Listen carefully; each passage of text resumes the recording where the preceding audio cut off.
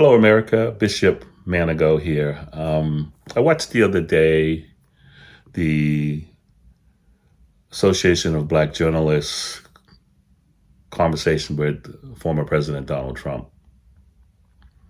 And I must say it was quite entertaining to see him going to a forum of such hostility and animus and just be real with them. This is something and you don't see most politicians do. Um, the interviewers, not all of them, but one of them, particularly the one from ABC, was extremely hostile and extremely biased in her questions and quite frankly, very, very rude.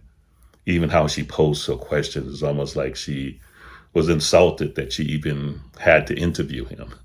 And I'm thinking, if you don't really want to interview him, why are you interviewing him? But it was clear that she had a great deal of animus. And I want to say for me, I think he acquitted himself very, very well, given the fact that from what he was describing, this was a hit job, a setup, so that they could basically get talking points that they will now use. And quite frankly, some of them using them right now in the media.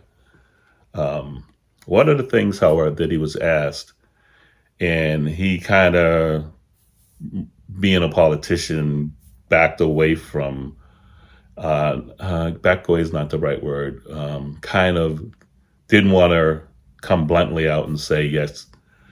And that was a question of whether or not Kamala Harris was a DEI hire.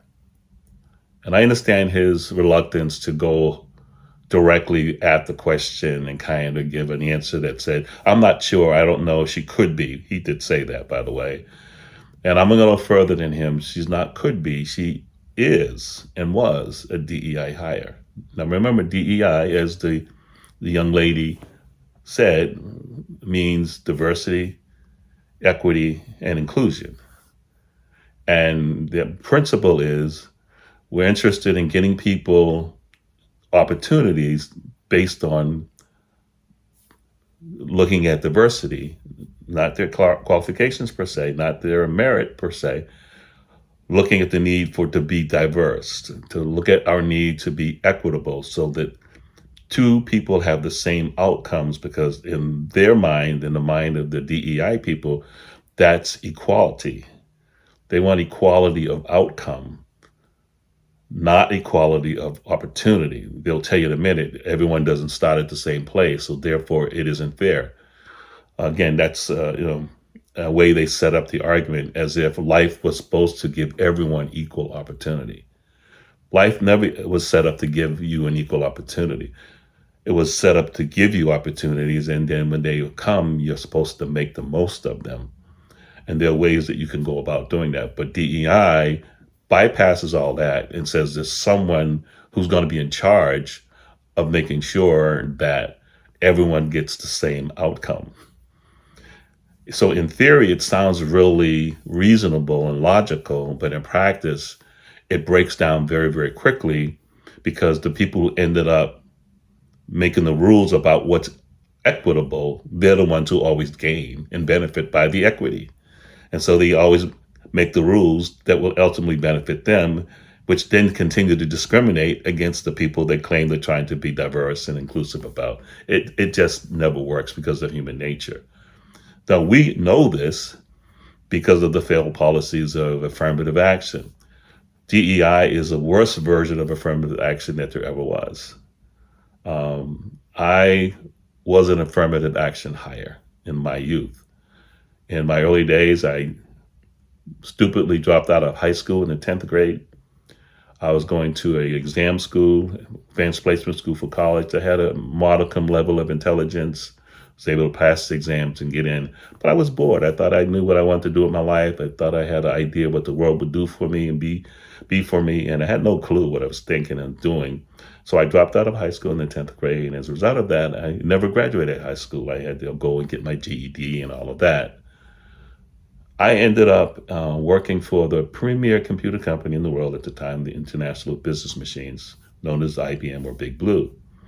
I was an affirmative action hire for IBM in 1974, 24-year-old guy, no high school diploma, no college degree. The people that were competing for this job that I got were people from the top tech schools in America at the time. We're talking MIT, talking Rensselaer, Polytech, talking Stanford. We're talking the top schools. And for that one job as a customer engineer, computer repair person, they would get thousands of applicants. But because of affirmative action, which back then was defined this way, if you don't have representation of the certain groups of people within your company, you need to go investigate your rules, your policies, hiring practices and procedures, see whether or not it's a result of you not affirmatively looking for them. So what that would do for something like IBM, who had government contracts, it made them look at it in a way that we got to first get the numbers in and we can kind of look at the policies later. So they actually hired me because I was Black. But that gave me an opportunity. But my opportunity was to now compete with people from MIT with graduate degrees in computer engineering, computer management information systems, which is what it was called back then. Compete with people in engineering degrees, advanced degrees. I'm competing with them with no high school education. I think at the time I had a GED, with my GED certificate. And they took a chance on me. And that was what affirmative action was sort of designed to do, to give me an opportunity to compete with people who really I had no business competing with. Needless to say, I was determined to not only do a good job, I was determined to be the best. And so I worked for IBM Corporation for 20 years, multiple jobs, technical jobs, management jobs, with my little GED, because I was able to demonstrate to them, when you gave me the opportunity, I took it. And I'm saying this to let you know, I understand, quite frankly and quite really, in terms of reality, what affirmative action looks and feels like, because I lived that for almost all of my life. I think I'll do a video later on just what it's like to be a affirmative action hire. I want to come back to my point about DEI. DEI is a worse version of that, because it doesn't pretend that they're giving you opportunity. It pretends they're giving you equitable outcomes, which is impossible to do. And so when she asked President Trump, was Kamala Harris a DEI hire? She absolutely was. President Biden said, if you elect me, I'm going to bring in a Black woman. 2 DEI criteria. She has to be Black and she has to be a woman. That's DEI. He didn't say she has to be a smart Black woman, an accomplished Black woman, a woman who has a track record of doing things and accomplishments and all of that. They tell you, oh, that's all assumed. No, it's not assumed. It's all overlooked, because the emphasis is on diversity and inclusion to bring about the equity. So it's criteria, competency, all of that stuff doesn't matter. And clearly we can see it doesn't matter when you look at who he picked. So she was a DEI hire just by definition. The diverse and inclusive Black woman did not regard what her qualifications were, because it didn't matter. He was just trying to fulfill a campaign promise, which he did. So I don't understand why the people who get their nose bent out of shape when people accuse her of being a DEI hire, because she was. Different between her and me is that though I was an affirmative action hire, I proved myself on the job that you did not hire me just for my race.